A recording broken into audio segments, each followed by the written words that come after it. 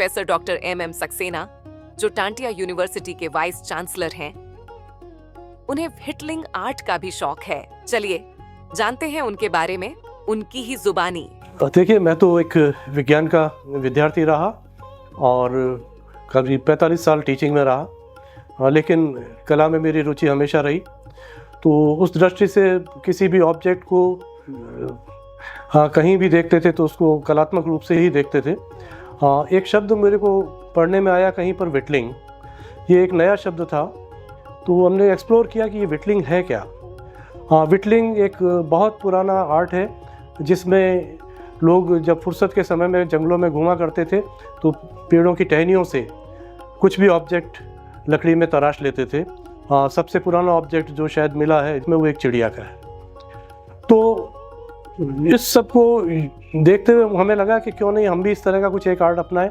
और क्योंकि बहुत ज़्यादा इंफ्रास्ट्रक्चर और इंस्ट्रूमेंट्स की ज़रूरत नहीं थी, इसमें केवल एक चाकू की ज़रूरत थी आपको, और नाइफ़ किसी भी जगह आसानी से मिल जाता है। उस नाइफ़ को इस्तेमाल करते हुए हमने कुछ वुड कार्विंग्स शुरू किए। शुरू में फेसेस बनाए, कुछ एनिमल्स के ऑब्जेक्ट बनाए, और बाद में धीरे धीरे ह्यूमन फिगर्स और एनिमल फिगर्स बनाए। और इसको करते हुए करीब अभी 3-4 महीने मुझे हुए, और धीरे धीरे कुछ कोशिश करी कि कुछ नया किया जाए। अभी भी ये एक एमेच्योर एफर्ट है। मैं नहीं कहता कि ये कोई बहुत ज़्यादा व्यावसायिक स्तर पर मैं इसको बना पाया हूँ, लेकिन ये अपने आप को एक सुकून देता है। और करीब 50 से ज़्यादा ऑब्जेक्ट्स मैंने कार्विंग के तैयार किए हैं, कलर किए हैं एक्रेलिक पेंट से, जो आपको अभी मैं प्रस्तुत कर रहा हूँ। और जब भी फुर्सत मिलती है, ये एक तरीके से न केवल आपकी समय का उपयोग है, बल्कि एक तरह से जिसको कहते हैं स्ट्रेस बस्टिंग का भी काम करता है। जब भी थोड़ा बहुत तनाव हो, मानसिक रूप से आप थके हों, तो जब भी आप बैठेंगे घंटे आधा घंटा इसको करिए तो आपको एक बहुत बड़ा सा रिलीफ मिलता है। और जब प्रोडक्ट आपके सामने होता है तो वो एक अपने आप में बड़ा सेटिस्फेक्शन देता है। जो वुड कार्विंग करते हैं उसमें बेसिक मटेरियल वुड है।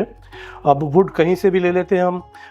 ये वेस्ट वुड है, कहीं मोरिंगा जिसको आप ड्रम स्टिक कहते हैं, है ना, उसकी टहनियाँ हैं, ये सब। ये छोटी टहनियाँ हैं।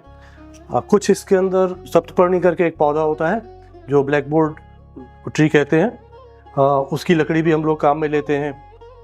ये केल की वुड है, और ये चीड़ या पाइन की जो वुड है, ये फर्नीचर वगैरह जो बनाते हैं उनकी वेस्ट जो मिलता है बचा हुआ, उसको हम लोग काम में ले लेते हैं। इनमें फ़र्क यही है कि ये राउंड होती हैं, इसमें अलग तरह के स्ट्रक्चर्स बन पाते हैं। छोटा पीस है तो अलग स्ट्रक्चर बन पाते हैं अकॉर्डिंगली। अब ये रेक्टेंगुलर हैं, इसके हिसाब से इसमें इमेज दी जाती है। ये कुछ बेसिक टूल्स हैं जिससे हम लकड़ी काट लेते हैं, बाहर से भी काट लेते हैं, अंदर भी इनके पीस करने होते हैं तो कर लेते हैं। और ये जो कॉबलर्स यूज़ करते हैं लेदर काटने के लिए, रांपी कहलाता है। ये रांपी टूल है। ये जहाँ पर बड़ी पीलिंग करनी होती है, ज़्यादा बड़े टुकड़े छीलने होते हैं, वहाँ पर इसको काम में लेते हैं। और ये हॉर्निंग स्टोन है जिस पर हम इनमें धार लगा लेते हैं। तो धार लगाने से हमारे इंस्ट्रूमेंट्स शार्प रहते हैं। और ये जो आर्ट है व्हिटलिंग का, इसमें सिर्फ और सिर्फ चाकू काम में लिया जाता है, नाइफ, और कोई चीज़ नहीं। तो लकड़ी के पीस हम ले लेते हैं और उसके बाद चाकू की सहायता से उसके अंदर कार्विंग करते हैं, उसमें इमेजेस ड्रॉ करते हैं।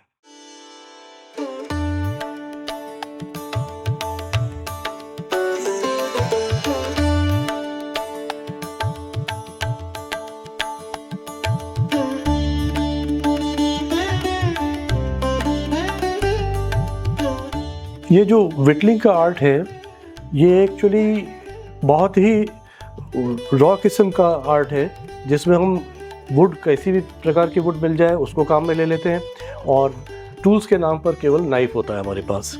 अब इसमें इमेजिनेशन बहुत इम्पॉर्टेंट होता है कि हमें एनिमल बनाना है, ह्यूमन फिगर बनाना है, मेल बनाना है, फीमेल बनाना है, और किसी प्रकार का कामगार अगर बनाना है तो उसको एक दफ़ा हम इमेजिन करते हैं। इमेजिन करने के बाद स्केलिंग कर लेते हैं कि इसमें सिर का साइज़ क्या होगा, धड़ का साइज़ क्या होगा, लोअर पार्ट बॉडी का कितना होगा।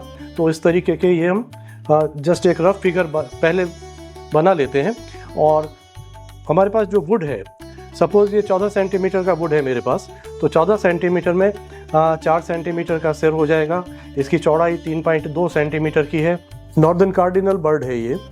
नॉर्दर्न कार्डिनल बर्ड के लिए मेरे को बड़ी लकड़ी की ज़रूरत थी, तो इसके लिए एक बड़ा पीस हमने काम में लिया जिसमें इसका स्टैंड भी साथ में है और बर्ड भी बैठी है। ये लकड़ियाँ हमें नॉर्मली फर्नीचर की जो वेस्ट मिलती है वो रेक्टेंगुलर होती हैं, या जो पेड़ों से हम काट कर लाते हैं वो गोल होती हैं। तो दोनों के लिए अलग अलग तरह की एक स्ट्रेटेजी अपनानी पड़ती है। ये जो रेक्टेंगुलर वुड है इसमें हमें मार्क करने पड़ते हैं कि कहाँ कहाँ कितने साइज़ में ऑब्जेक्ट को बनाना है। बेसिक चीज़ जैसे मैंने आपको बताया, मेरे पास बस ये 3 टूल्स हैं जिनसे सारा काम मैं करता हूँ। ये जो है रापी, अभी आपको मैंने बताया, लकड़ी के जो बड़े टुकड़े छीलने होते हैं तो वो इस तरीके से छील लिए जाते हैं। तो ईजी है, बड़े पीसेस आसानी से छिल जाते हैं। अगर कोई बहुत बारीक काम है तो ये पेपर नाइफ है, इसकी ज़रूरत बहुत कम पड़ती है क्योंकि ये वुड पे बहुत ज़्यादा काम नहीं करता। मेजर जो काम है वो सारा इस पूरे प्रोजेक्ट के अंदर इस एक पॉकेट नाइफ का है जो कार्बन स्टील का होता है और जिसमें पीछे की साइड ब्लंट होती है जिससे हम इसको प्रेस कर सकें। आगे से पॉइंटेड होता है और पीछे से हम प्रेस कर सकें। ये हैंड ग्लव है, ये कट रेजिस्टेंट है, इस पे किसी भी तरह के कट से सेव रहता है। ये बहुत ज़रूरी है, खास करके यदि मेरा इंस्ट्रूमेंट ब्लंट है तो चोट आने के चांसेस ज़्यादा रहते हैं क्योंकि हम प्रेशर उतना ही ज़्यादा लगाते हैं। इसलिए हमेशा जब भी मैं सजेस्ट करता हूँ कि कोई भी वुड कार्विंग का काम करें तो एक कम से कम उल्टे हाथ में आप ये हैंड ग्लव ज़रूर पहनें। अब कहाँ से शुरू करते हैं, क्या सोचते हैं, इसमें इमेजिनेशन बहुत इम्पॉर्टेंट हो जाता है।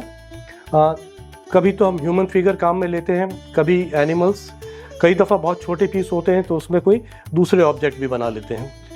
छोटे ऑब्जेक्ट्स के अंदर मैं जैसे आपको बता रहा हूँ, कुछ ये क्लिप बच गया, इसके लिए एक हमने कटार बना दी। ये बहुत छोटी सी एक लकड़ी का टुकड़ा था, इसमें निब बना दिया। और छोटे टुकड़े थे, ये बी बना दी, कौवे का बच्चा बना दिया। ये एक सी हॉर्स है, गोल्ड फिश, बैट या चमगादड़, इस प्रकार के कोई छोटे ऑब्जेक्ट हम, ये एक आउल है, उल्लू जिसको आप कहेंगे, इस तरह के ऑब्जेक्ट, फिश, ये हम छोटे टुकड़े जो बच जाते हैं उनको वेस्ट कहीं नहीं करते, उससे कुछ ना कुछ चीज़ निकाल लेते हैं। काम जब हमने शुरू किया तो मैं आपको दिखाना चाहूँगा, ये सबसे पहली मेरी कार्विंग है। ये एक ह्यूमन फेस है। ये पहला ऑब्जेक्ट था जो हमने कार्व करके बनाया। उस समय हमारे पास ज़्यादा इंस्ट्रूमेंट नहीं थे, ये एक पेपर नाइफ से ही कार्व करके बनाया गया। इसी तरह से ये एक फीमेल फेस है। इस फीमेल फेस को भी हमने सिर्फ पेपर नाइफ की सहायता से ही, ये जो नाइफ होता है पेपर कटर, इसकी सहायता से बनाया था। लेकिन इसके बाद ज़्यादातर ऑब्जेक्ट्स हमने इस पॉकेट नाइफ को यूज़ करके बनाए। बड़े ऑब्जेक्ट्स की तरफ अगर हम जाएं तो मैं भी आपको इसके कट के बारे में बताता हूँ कि कहाँ से कैसे शुरू करना है और कहाँ ख़त्म करना है। हमें पहले एक स्टॉप कट लगाना ज़रूरी होता है। ये एक ऑब्जेक्ट मैंने कल परसों में ही बनाना शुरू किया है और ये जो मैं आपको बता रहा हूँ ये एक फीमेल फिगर है जिसकी, ये मेरे पास 15 सेंटीमीटर की वुड थी जिसमें 1 सेंटीमीटर का हमने ये जूड़ा बनाया है। ये करीब 4 सेंटीमीटर का इसका सिर है और बाकी ये यहाँ तक हाथ आ रहे हैं और फिर लोअर पार्ट। एप्रिन इसको हमने एक पहनाया है, आप देख रहे हैं कि ये सारे एक एप्रिन है। कलर होने के बाद चीज़ें क्लियर हो पाएंगी। और शार्प फीचर्स है। फीचर्स इसमें बहुत इंपॉर्टेंट होते हैं क्योंकि सारी जो कहानी है वो इसके अंदर फेस के किस तरह के एक्सप्रेशंस आने हैं ये बहुत इंपॉर्टेंट हो जाता है। ये इनफैक्ट बहुत रियलिस्टिक नहीं होकर के कैरिकेचर्स होते हैं। कैरिकेचर्स में अमूमन आप देखेंगे कि हेड बहुत बड़ा है, लोअर पार्ट उतना बड़ा नहीं है। तो क्योंकि हमें साबित जो भी फीचर्स हैं या जो भी एक्सप्रेशंस हैं वो फेस पे, आँखों के जरिए, नाक के जरिए, मुँह की सलवटों, इनके जरिए जाहिर करने पड़ते हैं। तो इसलिए हम सबसे ज़्यादा फोकस इस पे करते हैं। यहाँ पर आपको मैं एक चीज़ पहले तो कट के बारे में बता दूं कि कट जब हम लगाते हैं तो इस तरह से अगर मैंने एक कट लगाया है तो ये एक स्टॉप कट है और इसके बाद मैं नीचे से लेकर के यहाँ तक छीलूंगा तो ये इससे आगे कट नहीं जाएगा। गर्दन की गहराई बढ़ानी है।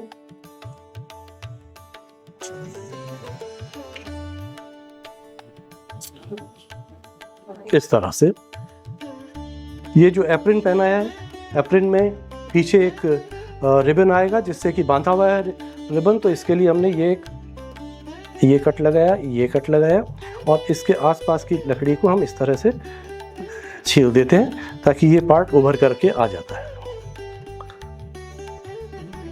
तो आप देख रहे हैं कि ये रिबन का स्ट्रक्चर पीछे बन गया। ये दोनों तरफ भुजाएं हैं और भुजाओं में ये हाथ है।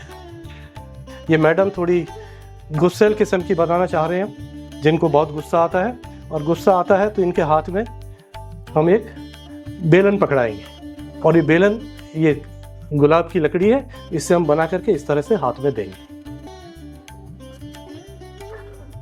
तो ये कट की प्रैक्टिस है। एक्चुअली दो तरह से होता है कि हम इस एंगल को बाहर लेना चाहते हैं या इस सरफेस को। जब हम इस सरफेस को बाहर लेते हैं तो थोड़ा मुश्किल होता है, कारण ये कि नाक है, जूते हैं, ये ऑब्जेक्ट्स थोड़े बाहर की तरफ निकले होते हैं, तो इसमें हमें बहुत डीप खुदाई करनी पड़ती। लेकिन अगर इस साइड से हम कर रहे हैं तो नाक आपको यहाँ पर बाहर मिल जाएगी, इधर उधर कान मिल जाएंगे, यहाँ जूते बन जाएंगे। तो ये दो तरह के एस्पेक्ट, लेकिन डिपेंड करता है कि हमें किस तरह की इमेज बनानी है। तो ये एक फीमेल फिगर है जो अभी कल परसों मैंने बनाना शुरू किया। इसमें आप देखिए ये जो माउथ है, इसकी जो एंगल है ये बहुत इम्पॉर्टेंट हो जाता है। अगर ये इस तरह से है तो गुस्से में है, अगर यही नीचे की तरफ कर्व्ड होता तो ये स्माइल हो जाती। तो इसको हमने इसी एंगल से बनाने की कोशिश की है कि मैडम को गुस्सा आ रहा है। ये जो इमेजेस बनी हुई हैं, जो कुछ मैंने यहाँ पर कार्विंग्स करके रखी हैं, उसके बारे में मैं आपको छोटी सी बात बता दूँ। ये डॉक्टर साहब हैं, डॉक्टर साहब खुश मिजाज हैं, दांत देख रहे हैं आप डॉक्टर साहब के, और ये फ्लैट सरफेस से बनाए हुए हैं, इस सरफेस से।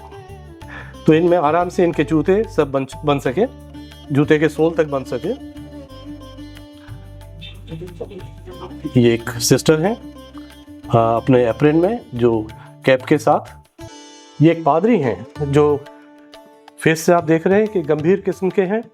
इनका जो चोगा है वो भी एक स्पेसिफिक टाइप का होता है, तो उसी तरह से, और देखिए गंभीरता इनके चेहरे पर नज़र आ रही है।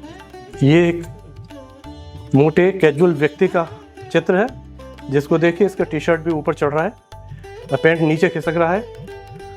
तो ये कई दफ़ा हम इमेजिन करते हैं कि कैसा बनाया जाए इस फिगर को, तो उस हिसाब से हम डिज़ाइन करते हैं। ये एक सरदार जी आपने देखा जो हाथ जोड़कर खड़े हैं। मैं आपको बताऊं, ये एक मैडम है जिन्होंने शॉल ओढ़ रखा है इस तरह से। अब जब शॉल ओढ़ रखा है तो इनके चेहरे पर तेज सर्दी का भाव आना जरूरी था, तो ये भाव इसमें, सर्दी के भाव इसमें व्यक्त किए गए। हमारे यहाँ डूंगरपुर बांसवाड़ा साइड में बोहरा संप्रदाय के लोग बहुत रहते हैं, और वो एक पर्टिकुलर ड्रेस पहनते हैं जिसको केप कहते हैं। तो ये एक केप में महिला का मैंने इमेज बनाया। ये भी एक सज्जन जो ओवरकोट में है ग्रीन, और मैडम के साथ इनको मैंने खड़ा किया है। कई दफ़ा इमेजिनेशन में कुछ ऐसी चीज़ें होती हैं, जैसे मैं आपको एग्जांपल दूं, ये फिगर अभी कुछ दिन पहले ही बनाया था।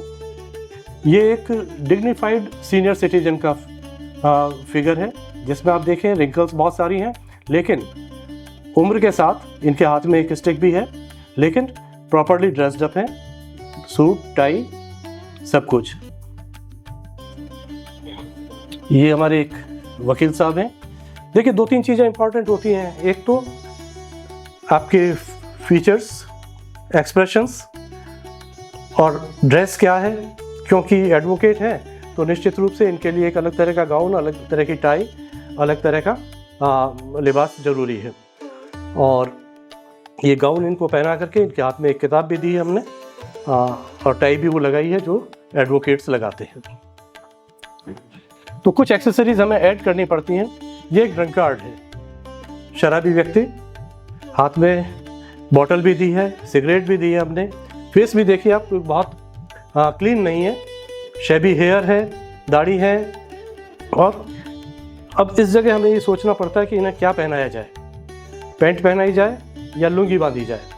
पर क्योंकि ये व्यक्तित्व ऐसा बनाया इसलिए हमने सोचा कि इनको लुंगी पहनाना ज़्यादा उचित होगा।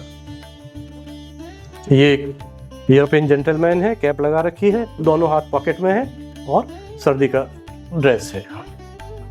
इनको साथ देखें तो ज़्यादा अच्छा लगेगा, एक पंडित जी और एक पंडिताइन। पंडित जी के आप देख रहे हैं कि हाथ में गमछा है जिसको दोनों हाथ से पकड़े हुए हैं। पंडित जी को जूते पहनाना उचित नहीं था और पजामा पहनाना भी ठीक नहीं लगा, तो इन्हें धोती पहनाई हमने और पैरों में चप्पल पहनाई।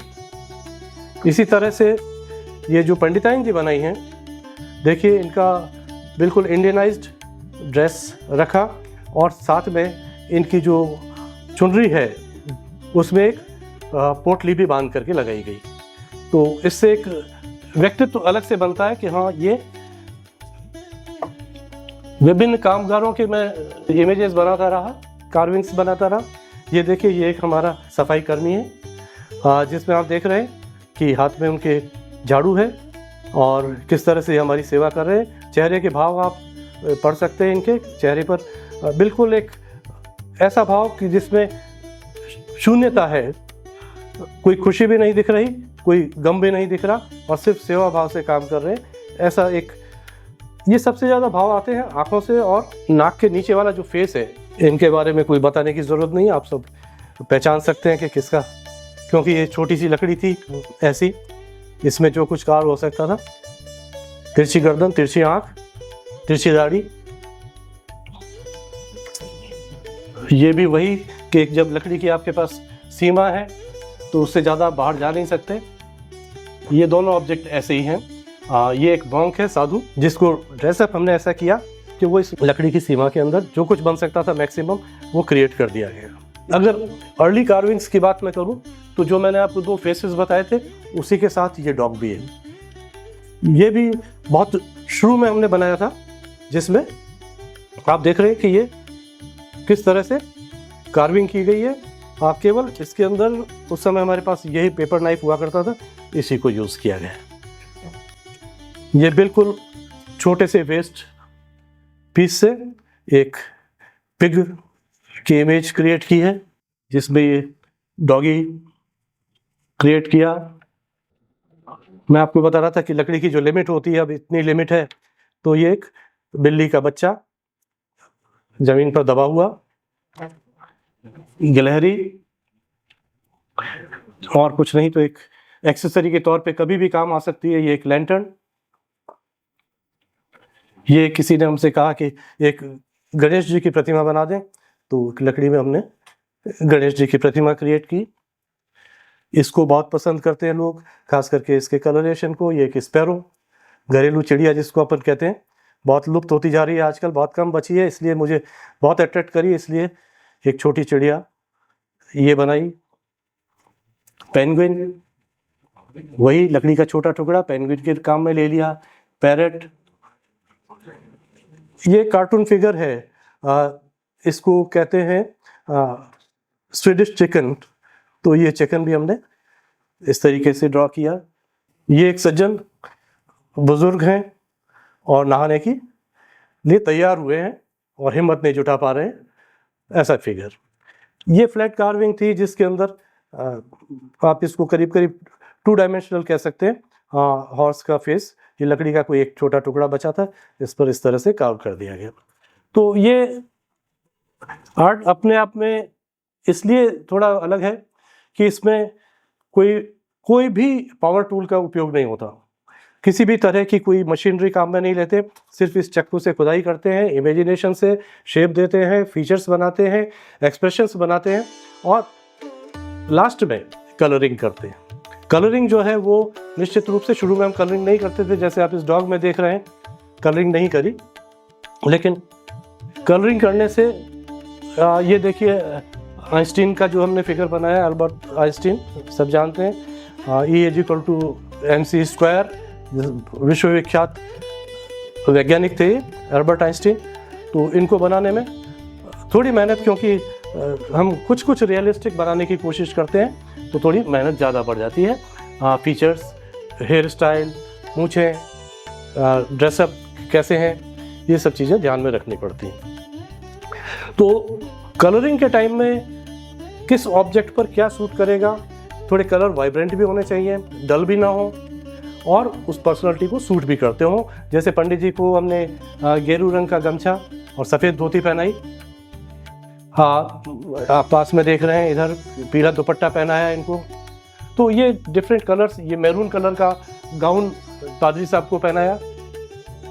तो इसके लिए थोड़ा सा सोचना पड़ता है और करीब 4-5 घंटे एक ऐसा ऑब्जेक्ट अगर है तो उसको बनाने में लग जाते हैं, क्योंकि ये कुछ रियलिस्टिक है।